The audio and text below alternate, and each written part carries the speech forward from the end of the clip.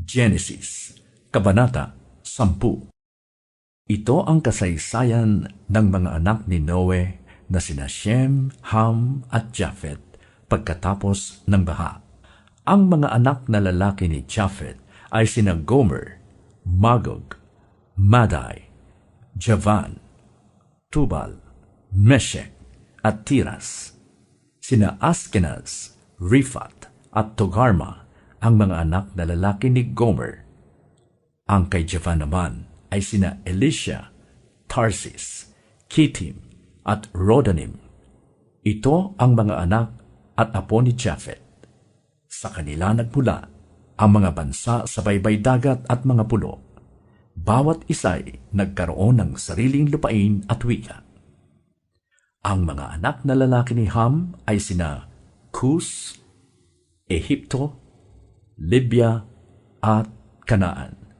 Sina Seba, Havilah, Sabta, Raama at Sabteka ang mga anak na lalaki ni Cus. Ang kay Raama naman ay sina Saba at Dedan. Si Nimrod, isa pang anak na lalaki ni Cus, ang kauna-unahan sa daigdig na naging dakila at makapangyarihan. Siya rin ang pinakamahusay na mangangaso dahil sa tulong ni Yahweh. Kaya may kasabihang, maging mahusay ka sanang mangangaso tulad ni Nimrod sa tulong ni Yahweh. Kabilang sa kauna-unahang kaharian na sakop niya ang Babylonia, Erek at Akkad, pawang nasa lupain ng Sinar. Mula rito'y pumunta siya sa Assyria at itinatag ang mga lungsod ng Ninive, Rehoboth-ir, Kale at ang Resen sa pagitan ng Ninive at Kale, ang pangunahing lungsod. Si Ehipto ang ama ng mga taga-Lud, Anam, Lehab at Naphtu, gayon din ng mga taga-Patrus, Kasluh at Kaftor na pinagmulan ng mga Filisteo.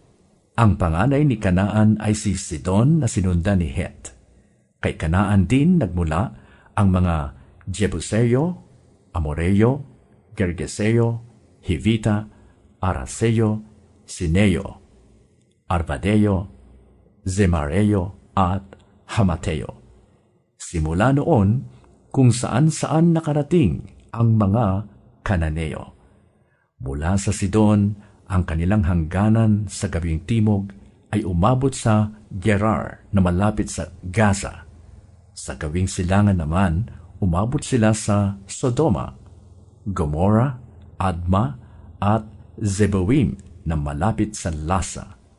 Ito ang lahi ni Ham na nanirahan sa iba't ibang lupain at naging iba't ibang bansa na may kani-kanilang wika. Si Shem ang nakatatandang kapatid ni Japhet, ang pinagmulan naman ng lahi ni Heber. Ang kanyang mga anak ay sina Elam, Ashur, Arphaxad, Lud at Aram. Ang mga anak naman ni Aram ay sina Uz, Hul, Geter at Mas. Si Arphaxad ang ama ni Selah na ama naman ni Heber. Dalawa ang anak ni Heber.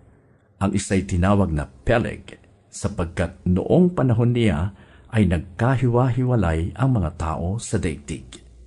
Ang kapatid niya ay si Joktan. Si Joktan ang ama ni na Almodad, Shelef, Azarmavet, Jera, Hadoram, Uzal, Dikla, Obal, Abimael, Sheba, Ophir, Havilah at Jobab. Sila ang mga anak na lalaki ni Joktan. Mula sa Mesya hanggang Sephar sa kaburulan sa silangan ang lawak ng kanilang lupain. Ito ang lahi ni Shem ayon sa kani-kanilang angkan, wika at bansa.